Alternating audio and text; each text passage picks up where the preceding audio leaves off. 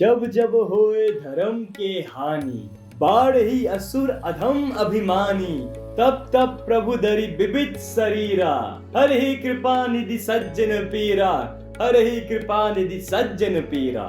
अर्थात जब जब धर्म की हानि होती है और नीच अभिमानी असुर बढ़ जाते हैं, ब्राह्मण, गौ, देवता और पृथ्वी सभी कष्ट पाते हैं, तब तब कृपा निधि भगवान विष्णु मानव शरीर धारण कर भक्तों की पीड़ा को हरते हैं। वो वेदों की और मर्यादा की रक्षा करते हैं। नमस्कार भक्तों, मैं तरुण नेगी स्वागत करता हूँ आपका रेडियो भारती में। आज राम नवमी का दिन है। राम नवमी हमारी संस्कृति और इतिहास का एक वैभवशाली दिन है। आज के दिन प्रभु श्री राम ने पृथ्वी पर जन्म लिया था। तो आइए आज हम आपको प्रभु श्री राम की जन्म कथा सुनाते हैं।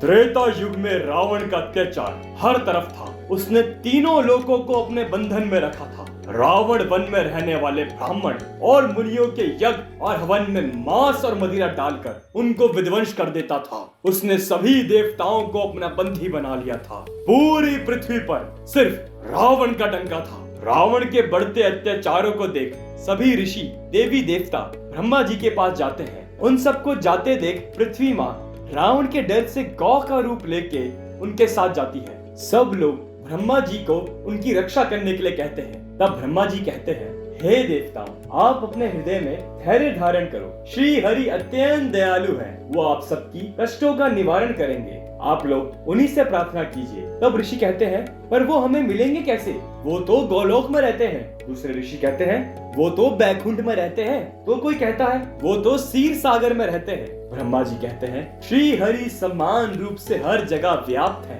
आप जहाँ प्रेम से उन्हें स्मरण करेंगे, वो वहीं उपस्थित हो जाएंगे। सभी ऋषि, देवी देवता उन्हें पुकारते हैं। जय जय सूर नायक, जन सुखदायक, प्रणत पाल भगवंता, गौद्विज हितकारी, जय असुरारी, सिंधु सुता प्रिय कंता।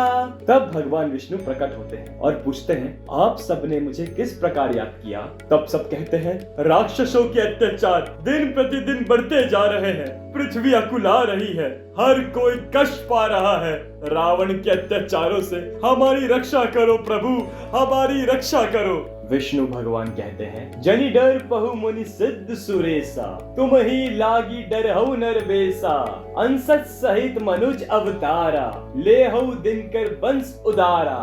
भक्तों तुम निश्चिंत रहो, अब तुम्हें ना कोई भय होगा। धरनी होगी ये रंग भूमि, धरनी धर का अभिनय होगा। वध हेतु हिरण्यकश्यपु के जो अभिलंब खम से निकला है, वे ही अब रावण के कारण क्षत्रिय बनने को मचला है। पृथ्वी मेरी प्यारी पृथ्वी, मैं तेरा ताप मिटाऊंगा।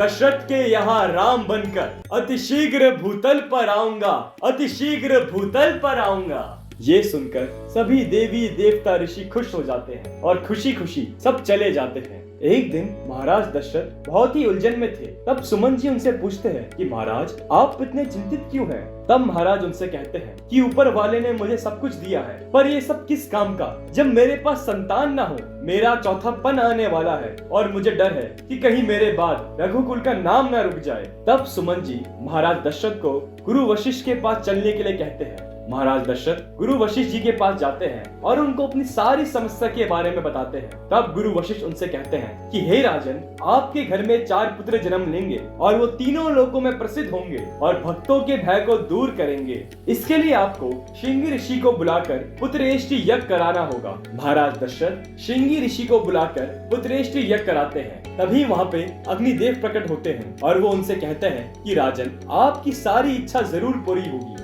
और अग्निदेव महाराज दशरथ को एक पात्र खीर का देते हैं। महाराज दशरथ खीर का आधा हिस्सा कौशल्य माता को देते हैं और आधा हिस्सा कैकेयी माता को देते हैं और दोनों माता अपने हिस्से में से सुमित्रा माता को देती हैं। इसके बाद माता कौशल्या भगवान विष्णु को याद करती हैं और तब भगवान विष्णु प्रकट हो जाते हैं। तब माता उनसे कहती हैं कि हे भगवान, आपको अपना ये रूप त्याग कर मेरे यहाँ बाल रूप में जन्म लेना होगा। और भगवान विष्णु उनकी बात मान जाते हैं। फिर वो खास दिन आता है जिस दिन प्रभु श्री राम का जन्म हुआ। वो समय पवित्र चैत्र का महीना था, नवमी तिथि थी, शुक्ल पक्ष और भगवान का प्रिय अभिजीत मुहूर्त था। दोपहर का समय था, ना बहुत ही सर्दी थी और ना बहुत ही गर्मी थी। वो पवित्र समय सब लोगों को शांति देने वाला था। उस दिन महल में 4 बच्चों का जन्म होता है। ये बात सुन महाराज दशरथ बहुत खुश हो जाते हैं और पूरे नगर में सोने और हीरो का उपहार देते हैं। हर कोई खुशी से नाच गा रहा होता है। महाराज दशरथ गुरु वशिष्ठ से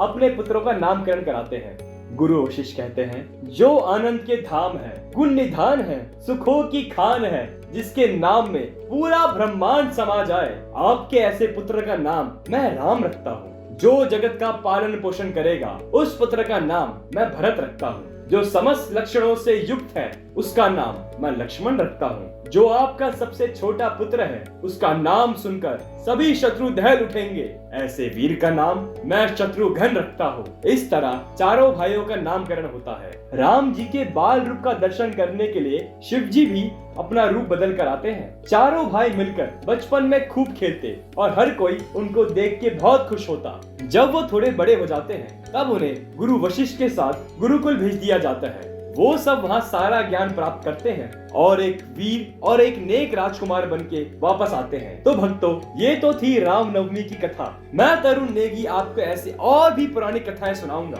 तब तक के लिए जुड़े रहें और सुनते रहें रेडियो भारती को। तो जोर से बोलो, जय श्री राम।